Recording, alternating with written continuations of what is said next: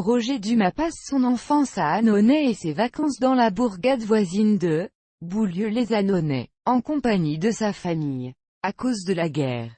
En 1945, il monte à Paris. Roger Dumas débute dans la troupe de Michel de Ré en 1954. Jeune, il joue sur les planches, comme dans Responsabilité limitée de Robert Hossein, et se fait principalement remarquer au théâtre. Mais c'est du cinéma, pour lequel il tourne un grand nombre de films, que vient sa notoriété. Il est marié de 1960 à 1961 à la comédienne Marie-Josée Natte, occupant des emplois dits de second rôle. Il fut à l'affiche de plusieurs films de Claude Chabrol, notamment Le Tigre aime la chair fraîche en 1964, Masque en 1987, L'ivresse du pouvoir en 2005, avec Philippe de Broca en 1963. Il tourne dans L'Homme de Rio aux côtés de Jean-Paul Belmondo.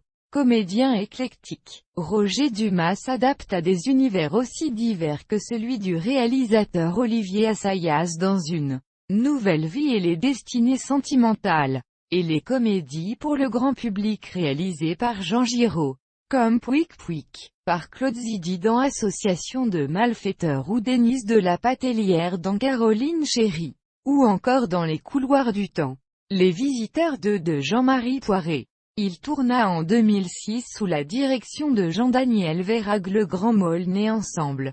C'est tout de Claude Berry. On le retrouve en 2008 dans La distribution de la différence. C'est que c'est pas pareil, de Pascal Lethier. Il apparaît également à la télévision, dans les séries Les 5 dernières minutes où il épaule Raymond Souplex dans L'enquête de l'épisode L'épingle du jeu en 1962 où il campe. Dans le seul épisode, en costume, censé se passer sous Louis-Philippe, le personnage de l'inspecteur Lecoq, imaginé par Émile Gaborio, dans Navarro avec Roger Hanin ou Julie Lescaut, ayant plusieurs cordes à son arc artistique.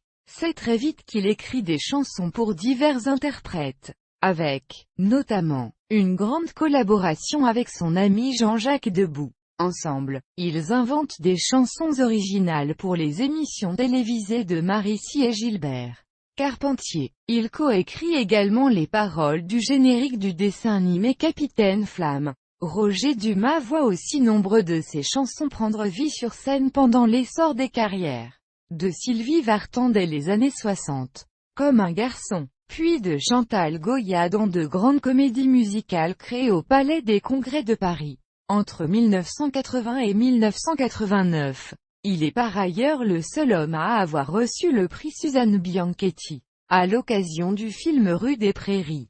Il décède le 2 juillet 2016 à l'hôpital Saint-Antoine à Paris à l'âge de 84 ans. Ses obsèques ont eu lieu le 7 juillet 2016 en l'église Saint-Roch à Paris 1er, en présence de nombreuses personnalités du monde de la chanson, du théâtre et du cinéma.